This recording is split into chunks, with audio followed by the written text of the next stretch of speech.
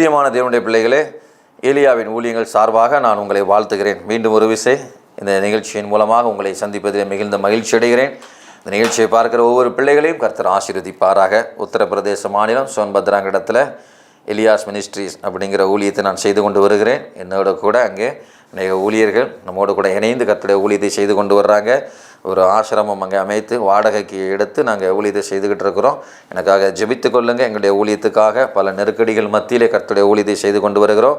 மனுஷர்கள் மொத்தமாக வருகிற உபத்திரவங்கள் உண்டு. இன்னும் அரசாங்கத்தின் மொத்தமாக வருகிற போலீஸ் போன்றவர்கள் மொத்தமாக வருகிற நெருக்கடிகள் உண்டு. அதை குறித்து விளக்கமாக சொல்கிறதுக்கான நேரம் இப்பொழுது இல்லை. அதே நேரத்தில் பண தேவைகளும் எங்களுக்கு அதிகம் உண்டு. அங்கே என்னோட கூட இருக்கிறவர்களுக்கு உங்களுக்கு தெரியும், ஊழியத்தில் அங்கே இருக்கிறாங்கன்னா அவங்களுக்கு என்ன தேவை, குடும்பம் நடத்துறதுக்கு ஒவ்வொருத்தருக்கு என்ன தேவை இருக்குதோ அதே போல் தேவைகள் உண்டு.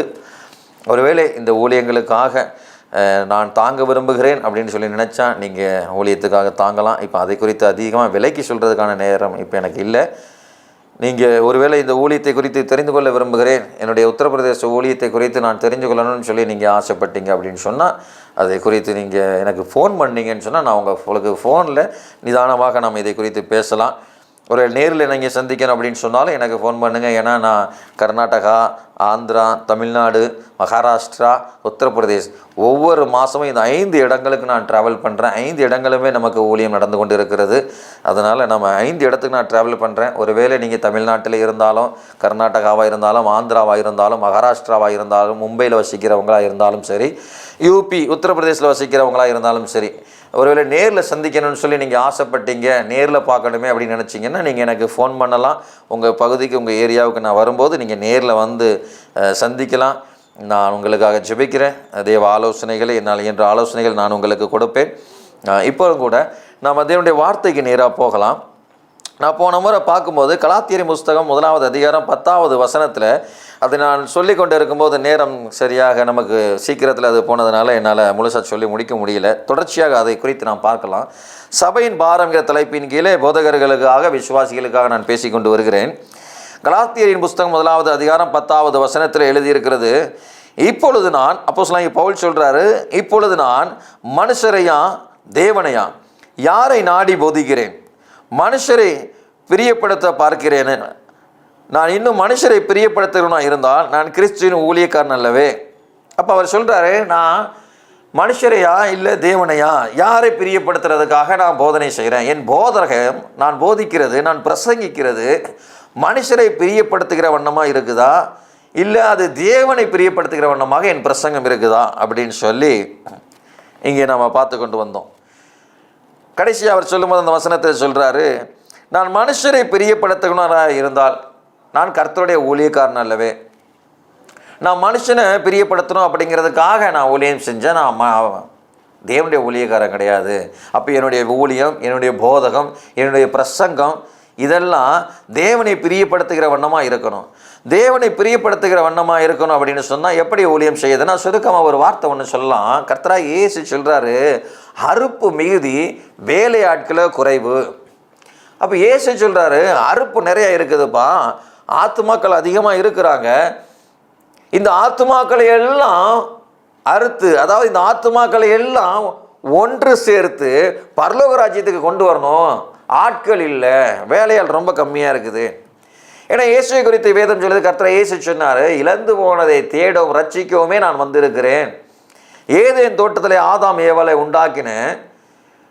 நான் நினைச்சேன் என்னுடைய பிள்ளைகள் என் வார்த்தைக்கு செவி கொடுத்து இருப்பாங்கன்னு. ஆனால் என் வார்த்தைக்கு செவி கொடுக்கல. அவர்கள் சாத்தானுடைய வார்த்தைக்கு, பிசாசின் வார்த்தைக்கு செவி கொடுத்து பிசாசுக்கு கீழ்ப்படிஞ்சு பாவம் செய்து என்னை விட்டு தூரமாயிட்டாங்க. அப்போ தோட்டத்தில், ஏதேன் தோட்டத்தில் ஆதி மனுஷரை மனுஷி நான் இழந்து போனேன். அவனின் மித்தமாக பிறந்தவனுடைய சந்ததிகள் எல்லாம் அடுத்தடுத்து என்னை விட்டு தூரமாகி போயிட்டாங்க. இந்த மனித குலமே என்னை விட்டு தூரமாயிட்டு. நீங்கள் ஆதியாகமத்தை நீங்கள் 1வது 2வது அதிகாரத்தில் வாசித்து பார்த்தீங்கன்னா, மனுஷனை உண்டாக்குனதுக்கு அப்புறம் மனுஷனுக்குள்ளே அவர் ஆத்மாவை கொடுக்குறாரு. மனுஷன் ஜீவாத்மாவானான். தேவனாகிய கர்த்தருடைய ஆத்மா தான் மனுஷனுக்குள்ளே வருது. அப்போ தேவனாகிய கர்த்தருடைய ஆத்மா மனுஷன் பெற்று இருக்கிறான். அப்போ இந்த ஆத்மா தேவனை விட்டு விலகிறது. அதனால தான் கர்த்தராகிய ஆண்டவர் சொல்கிறாரு, இழந்து போன ஆத்மாவை, இழந்து போன மனுஷனை தேடி நான் வந்திருக்கிறேன். திரும்பவும் அவனை நான் என் அண்டைக்கு சேர்க்கணும். என் ராஜ்யத்துக்குள்ளே என்னுடைய கொடைக்கு கீழே கொண்டு வரணும். என் பிள்ளைகள் எனக்கு திரும்ப வேணும், அதுக்காக நான் இந்த பூமிக்கு வந்திருக்கிறேன்னு சொல்கிறார். இப்போ இவங்களை, இந்த மனிதர்களை, ஆத்துமாக்களை எல்லாம் தேடி கொண்டு வர்ற வேலையை தன்னுடைய சீஷர்களுக்கு கொடுக்குறார், வேலைக்காரர்களுக்கு கொடுக்குறார். அப்போ இங்கே கர்த்தராகிய இயேசு சொல்கிறாரு, அறுப்பு நிறையா இருக்குப்பா, வேலைக்கு ஆட்கள் இல்லை, வேலை செய்கிறதுக்கு ஆட்கள் வேணும். இப்போ உங்களுக்கு வேலை என்ன அப்படின்னு சொன்னால், இந்த ஆத்துமாக்கள் எல்லாம் நித்திய ராஜ்யத்துக்குள்ளே கொண்டு வந்து சேர்க்கணும், பரலோக ராஜ்யம் கொண்டு வந்து சேர்க்கணும். கர்த்தராகிய இயேசு அதைத்தான் பரத்துக்கு எடுத்துக்கொள்ளப்படும் போது சொல்லிட்டு போகிறாரு, நான் பரலோக ராஜ்யத்துக்கு போகிறேன், என்னுடைய பிதாவினிடத்திலே அநேக வாசஸ்தலங்கள் உண்டு, உங்களுக்கும் ஒரு வீட்டை நான் ஆயத்தப்படுத்துறதுக்காக போகிறேன், நீங்கள் அங்கே வந்து என் கூட தங்கணும், என்னோட கூட உட்கார்ந்து புசிச்சு போஜனம் பண்ணணும். முதல்ல நான் உங்களுக்கு முன்னோடியாக போவேன், நீங்கள் எல்லாரும் அங்கே வாங்க. அப்போ இந்த ஆத்துமாக்களை எல்லாம் ஒன்று சேர்த்து கொண்டுட்டு வரணும். அதை கொண்டு வர்றதுக்கான வேலையை ஒரு சிலருக்கு அவர் கொடுக்குறார். அதைத்தான் இன்னொரு வசனம் சொல்லுது, அழைக்கப்பட்டவர்கள் அநேகர், தெரிந்து கொள்ளப்பட்டவர்களோ சிலர். அப்போ ஒரு சிலரை தெரிந்தெடுத்து அவர்களுக்கு வேலையை கொடுக்குறார். அப்போ இந்த வேலை என்ன வேலை கொடுக்கப்படுது? ஆத்மா ஆதாயம் செய்கிறது தான் வேலை. இந்த ஆத்துமாக்களை பரலோகம் கொண்டு வந்து சேர்க்கறது தான் வேலை. இவர்களை பரலோகம் கொண்டு வந்து சேர்க்கணும்னு சொன்னால், பரலோக ராஜ்யம் எப்படிப்பட்டது? அது பரிசுத்தமான ஒன்று, பரிசுத்தவான்கள் வாசம் பண்ணுகிற இடம், பாவம் இல்லாத இடம், அருவருப்பும் அசுத்தமும் தீட்டும் பொய்யும் விபச்சாரமும் வேசித்தனமும் விக்கிரக ஆராதனையும் கள்ளம் கபடும் இல்லாத இடம்.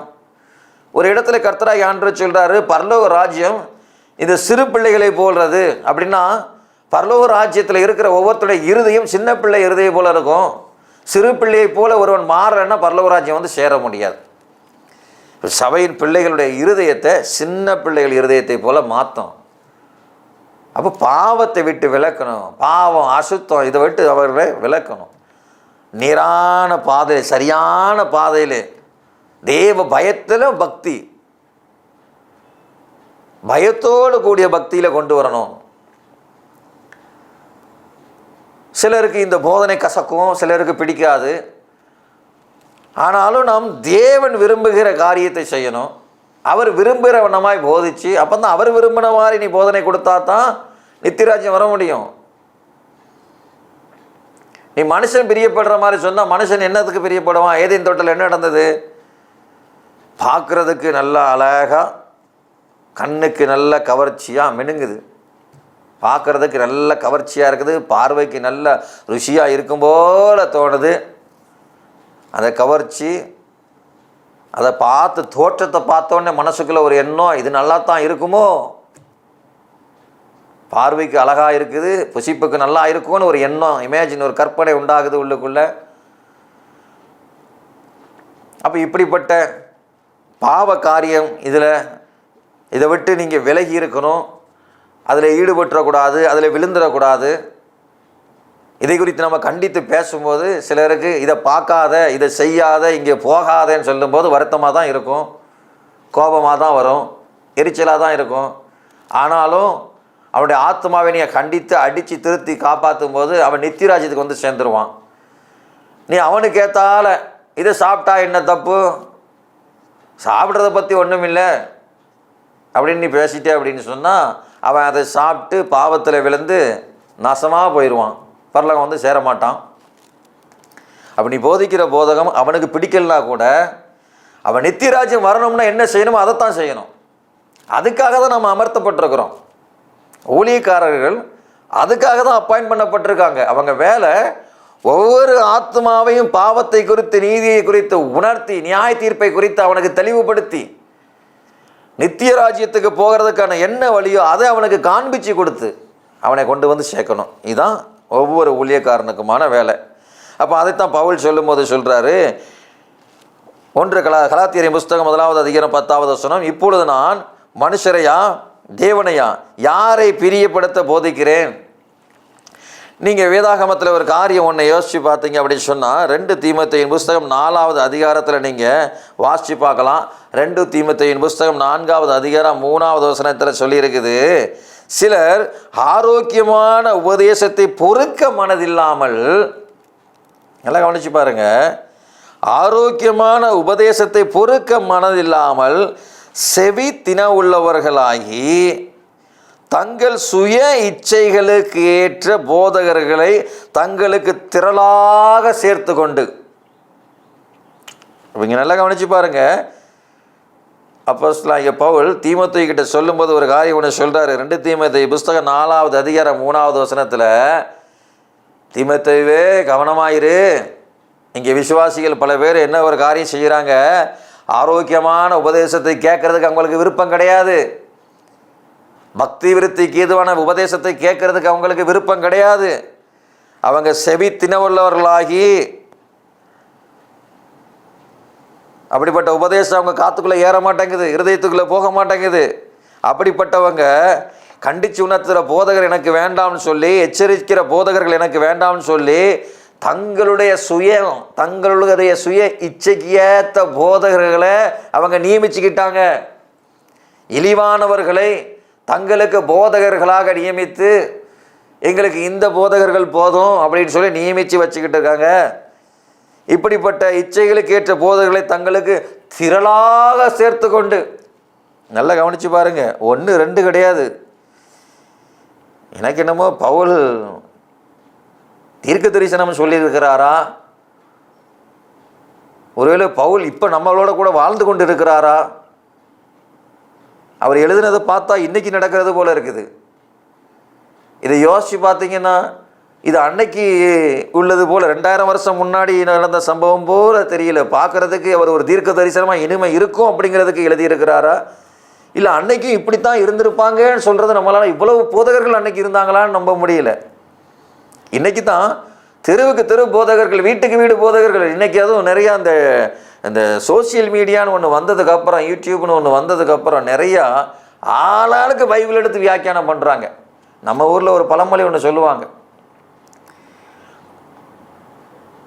அது சரியாக எனக்கு இப்போ ஞாபகம் வர மாட்டேங்குது. கம்பை எடுத்தவங்களாம் தண்டல்காரன்னு சொல்லுவாங்க. அது கம்பை எடுத்துட்டாக்கில் அவனுக்கு சிலம்பம் பண்ண தெரியுமா அப்படிங்கிற மாதிரி ஒரு பழமொழி ஒன்று சொல்லுவாங்க. அது மாதிரி இன்றைக்கி பைபிளை கையில் தூக்குனே எல்லாரும் பிரசங்கம் பண்ணுறாங்க. இன்றைக்கி யார் ஊழியக்காரங்கன்னு கண்டே பிடிக்க முடியல. ஆளாளுக்கு இன்றைக்கி எதையாவது எடுத்து போதிக்கிறது, நானும் போதிக்கிறேங்கிறதுக்கு எதையாவது சொல்லி குழப்புறது. எண்ணிக்கை இன்றைக்கி அவ்வளோ பெருகி போச்சு. உண்மையான மெய்ப்படை, உண்மையான போதகனை, தன் ஆடுகளுக்காக ஜீவனை கொடுக்கிற போதகனை, கிறிஸ்துவுக்காக, கிறிஸ்து எனக்கு ஜீவன், சாவு எனக்கு ஆதாயம்னு சொல்லுகிற போதகர்களை இன்றைக்கி கண்டுபிடிக்க முடியல. இருக்கிறாங்க, இல்லைன்னு சொல்லலை. எலியாவின் நாட்களில் கர்த்தராகிய ஆண்டவர் சொன்னார், பாகாலுக்கு முன்னாடி முழங்கால் படியாத 7000 பேர் எனக்காக இருக்கிறாங்கன்னு. அதே போல் இருக்காங்க, இல்லைன்னா சொல்லலை. ஆனால் அதிகப்படியான பேரை நீங்கள் பார்த்தீங்கன்னு சொன்னால் ஆளாளுக்கு என்னெல்லாமோ வந்து பேசிக்கிட்டு இருக்கிறாங்க.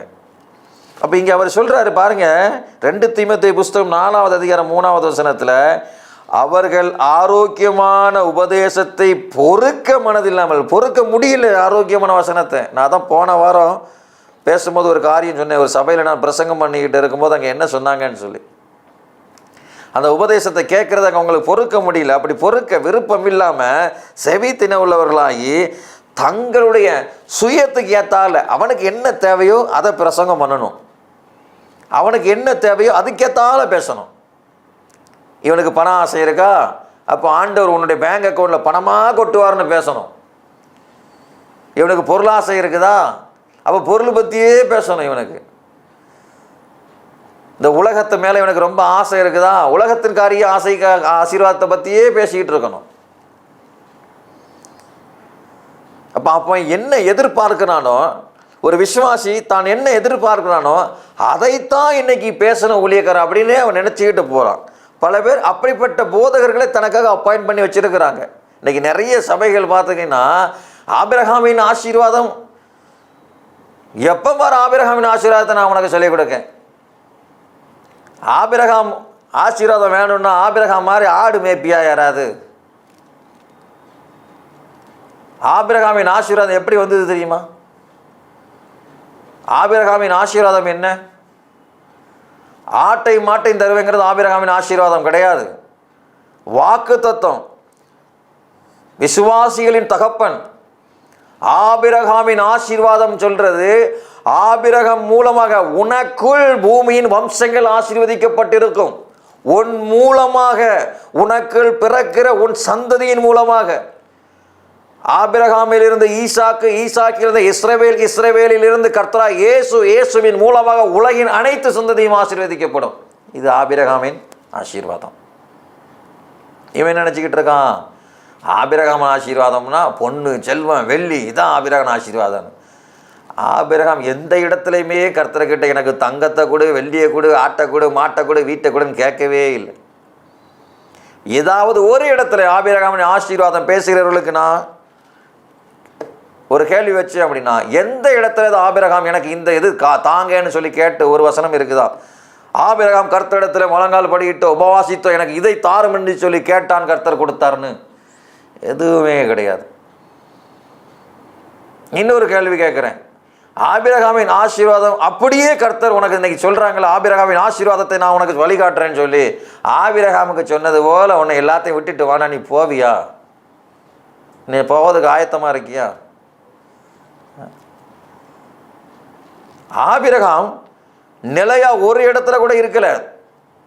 கடைசி தன் மரணம் வரைக்கும் பரதேசியாக சுற்றி வந்ததாக வேதம் சொல்லுது. நீ சுற்றி வருவியா? இந்த ஆபிரகாமின் ஆசீர்வாதத்தை கேட்குறவங்க கிட்ட, போதிக்கிறவங்க கிட்ட நான் ஒன்று சொல்கிறேன், கர்த்தர் கொடுத்துட்டாருப்பா ஆபிரகாம் ஆசீர்வாதம் உனக்கு தான். நீ சாகிற வரைக்கும் நிலையில்லாமல், ஆபிரகாம் கூடாரத்தில் வாழ்ந்தான், கல்லினால் கட்டப்பட்ட வீட்டில் வாழலை. நீ வாழுவியா? கூடாரம் வீட்டில் ஊர் ஊரா சுற்றி வருவியா?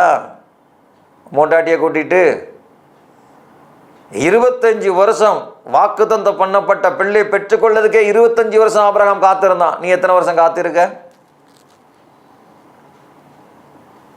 சபையின் பிள்ளைகளை வஞ்சிக்கிறது இது வஞ்சகமான ஒரு போதனை. கேட்கும் போது மனசுக்கு அப்படியே குளிர்ச்சியாக இருக்கும். அதான் எரேமியா சொல்லும்போது கர்த்தரை ஆண்டவர் சொல்கிறாரு, இவங்க மேற்பூச்சா பூசுகிறாங்க, என்னுடைய பிள்ளைகளுக்கு காயம் பட்டிருக்கிற காயத்தில் இருக்கிற அந்த சீலை பிதுக்கி எடுத்து, ஒருத்தருக்கு அடிபட்டிருக்குன்னு வைங்க, அடிப்பட்ட அந்த இடத்துல புண்ணு சலம் வச்சு இருக்குது, சலமும் ரத்தமும் உள்ளே இருக்குது. அப்போ அதை பிசுக்கி எடுக்கணும், முதல்ல எடுத்து க்ளீன் பண்ணணும். அப்படி எடுத்து பிசுக்கி எடுத்து க்ளீன் பண்ணும்போது அந்த சலமும் ரத்தமும் வெளியே வரும்போது வலிக்கும், வலிக்க தான் செய்யும், உயிர் போக தான் செய்யும். அதுக்கப்புறம் அதில் மருந்து போட்டு கட்டு போடணும். முதல்ல வலிக்கும், அப்போ காயம் அதுக்கப்புறம் சீக்கிரமாக ஆறிடும். ஆனால் உனக்கு வலிக்குமே அப்படிங்கிறதுக்காக, வலிக்கக்கூடாதுங்கிறதுக்காக மேலோட்டமாக கெட்ட போட்டு விட்டோம்னா உள்ளுக்குள்ளே இருந்து அரிச்சிட்டே இருக்கும். கொஞ்சம் கொஞ்சம் கொஞ்சமாக முழு சதை, நரம்பு, எலும்பு எல்லாத்தையும் அரித்து கடைசியில் காயம்பட்ட இடம் கையோ காலோ இருந்தால் அது கையும் காலையும் வெட்டி எடுக்க வேண்டி வரும். அந்த உறுப்பே இல்லாமல் போயிடும். இன்றைக்கி சபையில் விசுவாசிகளும் இதைத்தான் விரும்புகிறாங்க. கடினமாய் கடிந்து பேசும்போது வலிக்க தான் செய்யும், ஆனால் உன் காயம் ஆறும், நிரந்தர தீர்வு உனக்கு கிடைக்கும். நான் மாலிஷ் பண்ணி உனக்கு அப்படியே, பாம்பேயில் சொல்லுவாங்க மஸ்கா அப்படின்னு சொல்லுவாங்க, பட்டர் இருக்குல்ல, அந்த பட்டர் பார்த்துருக்கீங்களா? வெண்ணெய் எப்படி வளவளவலான்னு இருக்கும், அது மாதிரி வெண்ணெய் போடுற மாதிரி ஒருத்தர் என்கிட்ட சொல்கிறாரு, போன வாரத்தை தான் நான் சொன்னேன், வாழைப்பழத்தில் ஊசி குத்துற மாதிரி பேசு, வலிக்கவே கூடாது, அப்படி நான் சூக்கா பிரசங்கம் பண்ணுன்னு சொன்னார். அந்த மாதிரி உனக்கு வலிச்சிடக்கூடாதே நான் பேசுனேன்னா உன்னுடைய காயம் உள்ளே இருந்து, அதாவது அருவருப்பும் அசுத்தமும் உள்ளே இருந்து கொஞ்சம் கொஞ்சமாக உன்னையும் உன் வம்சத்தையும் உன் இனத்தையுமே அழிக்கும். அப்போ முதல்ல நான் பேசும்போது உனக்கு கஷ்டமாக இருந்தாலும் நீ சரி செஞ்சுக்கிட்டேன்னு சொன்னால் காயம் ஆறிடும் சீக்கிரமே, நீயும் உன் குடும்பமும் தப்பிக்கப்படுவீங்க. இங்கே அதைத்தான் இங்கே சொல்கிறார். சிலர் எப்படிப்பட்ட போதகர்களை தெரிஞ்சு கொள்கிறாங்களாம். இங்கே வேதத்தில் இங்கே நல்லா வாசிச்சிங்க, நான் 2 தீமோத்தேயு 4வது அதிகாரத்தை 3வது வசனத்தில் சொல்கிறாரு, ஆரோக்கியமான உபதேசத்தை பொறுக்க மனசு இல்லாமல் செவி தின உள்ளவர்களாகி தங்கள் சுய இச்சைக்கு ஏற்ற போதகர்களை திரளாக சேர்த்து கொண்டு, 1 2 கிடையாதான், நல்லா பாருங்க, இங்கே திரளாக சேர்த்து கொண்டு. அப்போ ஒரு பெரிய கூட்டம், போதகருங்கிற பேரில், ஊழியக்காரங்கிற பேரில் ஒரு பெரிய கூட்டமே சேர்த்துக்கிட்டாங்க. இன்னைக்கு ஒரு பெரிய கூட்டமே இருக்குது. இன்னைக்கு இயேசு கிறிஸ்துவின் வருகையை குறித்தும், நித்திய ராஜ்யத்தை குறித்தும், 2வது வருகையை குறித்தும், பரலோக ராஜ்யத்தை குறித்தும் பேசுகிறவங்க ரொம்ப ரொம்ப கம்மி. நான் இந்தியா முழுக்க ஒரு மாதமும் இங்கே கன்னியாகுமரி துவங்கி பீகார் வரைக்கும் ஒவ்வொரு மாதமும் ஒரு ரவுண்டு போயிட்டு வரேன். ஒவ்வொரு மாதமும் தமிழ்நாடு, கேரளா, ஆந்திரா, கர்நாடகா, மகாராஷ்டிரா, உத்தரப்பிரதேஷ், இந்த 5 இடங்களை ஒவ்வொரு மாதமும் நான் போயிட்டு வரேன். நான் பிரயாணம் பண்ணுற இடங்கள்லாம் பார்க்குறேன். எங்கேயாவது ஒரு பக்கமாவது மனம் திரும்புங்கள் அப்படின்னு ஒரு நோட்டீஸ் எங்கேயுமே நான் பார்க்கல. பரலோக ராஜ்யம் சமீபமாக இருக்குது அப்படின்னு சொல்லி ஒரு பக்கமுமே நான் பார்க்கல. ஏசு வரப்போகிறார், நீங்கள் ஆயத்தப்படுங்கள்னு சொல்லி ஒரு நோட்டீஸு கூட எங்கேயுமே ஒட்டி நான் பார்க்கல. எந்த சுவரொட்டியிலையும் நான் பார்க்கல. எங்கே பார்த்தாலும் சரி குடும்ப ஆசீர்வாதம், அந்த ஆசீர்வாதம், இந்த ஆசீர்வாதம், தொழில் ஆசீர்வாதமா, ஓடிவாங்க ஓடிவாங்க ஓடிவாங்க. உங்கள் வேலை ஆசீர்வதிக்கப்படும் தான், இல்லைன்னு நான் சொல்லலை, அது தேவைதான் ஆசீர்வாதம். ஆனால் இதெல்லாம் இலவசமாக கிடைக்கிற ஒன்று. நீ முதலாவது தேவனுடைய ராஜ்யத்தை, ஏசு அதான் சொல்லி கொடுக்குறாரு, நீ முதல்ல தேவராஜ்யத்தை தேடணும்னா இதெல்லாம் கூட வந்துடும். ஆனால் இங்கே அப்படியே ரிவர்ஸில் நமக்கு இன்றைக்கி போதகர்கள் சொல்லி கொடுக்குறாங்க, ரிவர்ஸில் வந்துட்டாங்க. பரலோகத்தெல்லாம் விட்டுரு, தேவராஜ்யத்தை விட்டுரு, தேவனுடைய ராஜ்யத்தையும் நீதியெல்லாம் நீ தேட வேண்டாம், உலக ஆசீர்வாதம் தான் உனக்கு வேணும், அதைத்தான் தேடு. யாராக இருந்தாலும் எடுத்த உடனே ஆபிரகாமுக்கு போயிடுறது. ஆபிரகாமே இப்போ வருத்தப்படுவார், நான் சுகமாக எங்கடா தங்கியிருந்தேன், ஆபிரகாமின் ஆசீர்வாதம் ஆசீர்வாதம் சொல்கிறீங்களப்பா, ஒரு இடத்துல நிம்மதியான இருக்கலையே, ஊராக சுற்றி வந்தேனே. சரித்திரத்தை புரட்டி பாருங்கள். ஆபிரகாமின் ஆசீர்வாதம், பஞ்சம் வரும்போது ஆபிரகாம் போன இடம் என்ன, ஆபிரகாம் குடியிருந்த இடங்களில் வந்த நெருக்கடிகள் என்ன, எத்தனை இடங்கள் ஆபிரகாம் பிரயாணம் பண்ணார், எங்கெல்லாம் தங்கியிருந்தார், பிள்ளை பெற்றெடுக்கிறதுக்கு எத்தனை வருஷமாச்சு, அவருடைய வாழ்க்கையில் என்னெல்லாம் நடந்தது, அவர் பட்ட துன்பங்கள், கசப்புகள், மனைவி நிமித்தமாய் வந்தது, எகிப்தில் நடந்தது, இதெல்லாம் நீங்கள் பாருங்கள். வேலைக்காரர்களுக்கு எங்கே போட்டுக்கிட்ட சண்டை எல்லாத்தையுமே நீங்கள் பாருங்கள்.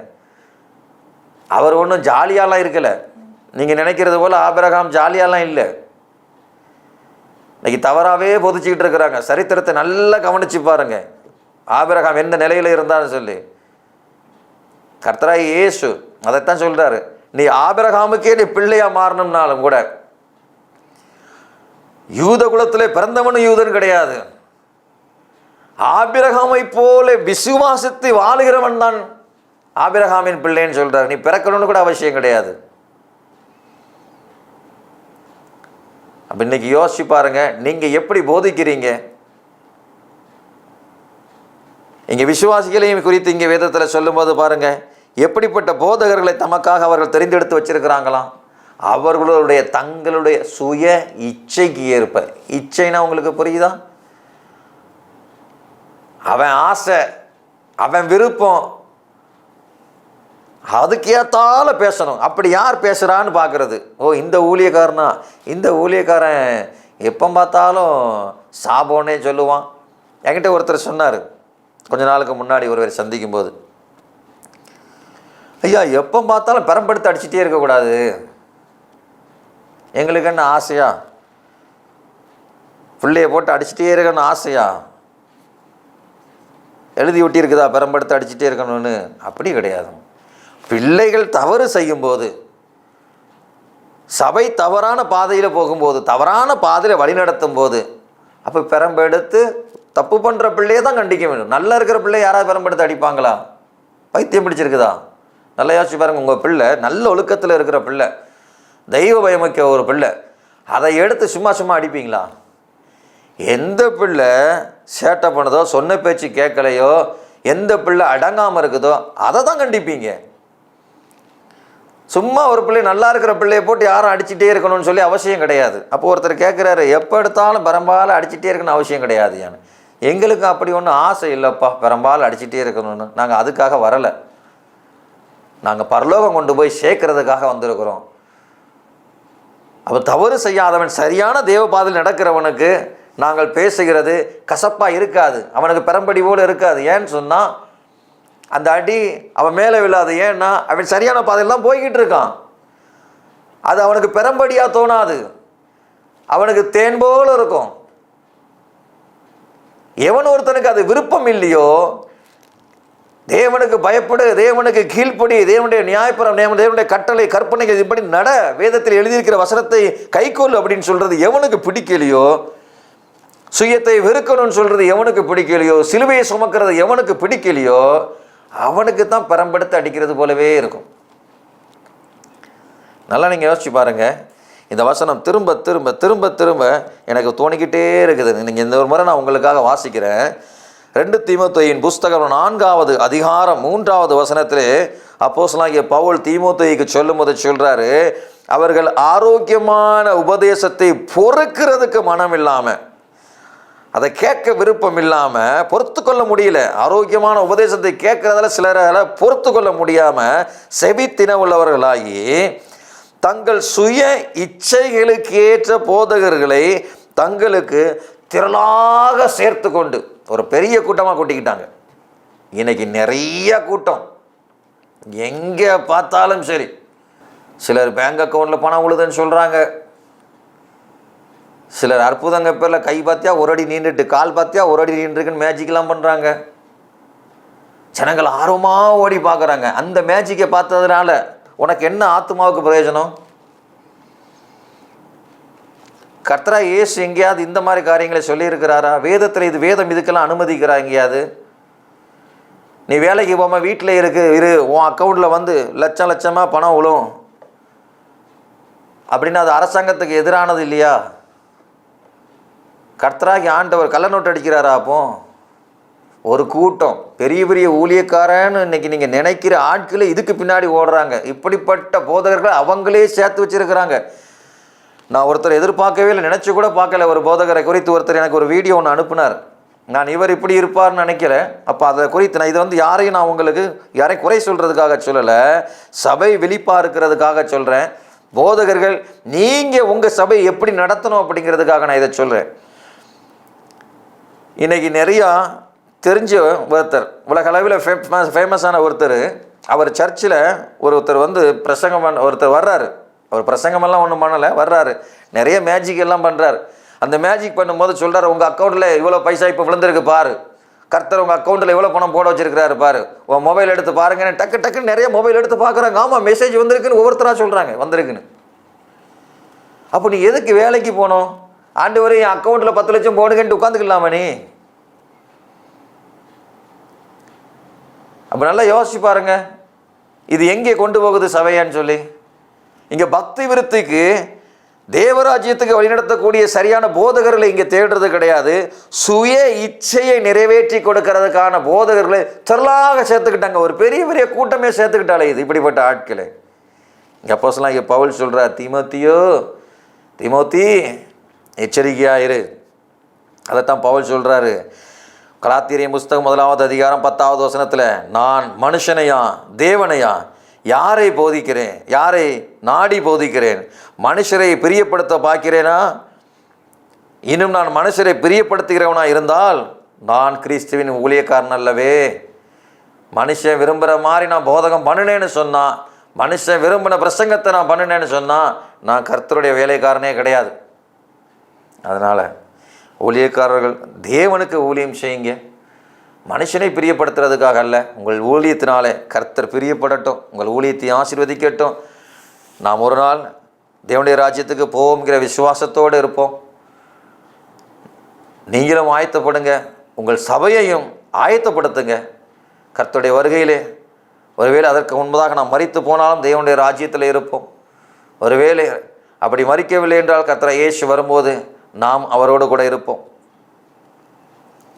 கர்த்தர் உங்களையும் உங்களுடைய சபையையும் தம்மோடு கூட இணைத்து கொள்வாராக. கர்த்தர் உங்களை ஆசீர்வதிப்பாராக. ஒரு நிமிஷம் நான் உங்களுக்காக ஜெபிக்கிறேன், என்னோடு கூட சேர்ந்து ஜெபிங்க. மகா கிருபை இரக்கமுள்ள நல்ல தேவனே, உம்மை நன்றியோடு ஸ்தோத்தரிக்கிறேன் அப்பா. இந்த நாளுக்காய் நான் உம்மை துதிக்கிறேன், உம்மை ஸ்தோத்தரிக்கிறேன். இந்த நிகழ்ச்சியை பார்த்து கொண்டிருக்கிற ஒவ்வொரு பிள்ளைகளுக்காய் உம்முடைய சமூகத்தில் வருகிறேன். சபையின் பாரம் என்கிற தலைப்பின் கீழே சபையில் நடக்கிற சில காரியங்களை குறித்து இன்றைக்கு பார்த்தோம். ஒரு ஊழியக்காரன் எப்படி போதிக்க வேண்டும் என்ற சில காரியங்களை தியானித்தோம் தகப்பனே. உம்முடைய பிள்ளைகள் இன்றைக்கு ஒரு தீர்மானம் எடுத்து, ஆண்டவரே உம்முடைய ராஜ்யத்துக்கு ஏற்றார் போல உமக்கு நீர் விரும்புகிற வண்ணமாக நான் ஊழியச்சியை விரும்புகிறேன் என்று சொல்லுகிற பிள்ளைகளை நீர் அப்படியே ஆசீர்வதிப்பீராக. இந்த நிகழ்ச்சியை பார்க்குற ஒவ்வொரு பிள்ளைகளையும் ஆசீர்வதிங்க. நித்திய ராஜ்யத்துக்கு இவர்கள் அனைவரும் வந்து சேர வேண்டும். உடைய ராஜ்யத்தை இவர்கள் சுதந்திரிக்க வேண்டும் அப்பா. ஒவ்வொரு பிள்ளைகளையும் அப்படியே ஆசீர்வதியும். இவருடைய குடும்பங்களை, இவருடைய பிள்ளைகளையும் ஆசீர்வதியும். இயேசுவின் மூலமாக ஜெபிக்கிறோம் நல்ல பிதாவே. ஆமேன், ஆமேன், ஆமேன். கர்த்தர் உங்களை ஆசீர்வதிப்பாராக. God bless you.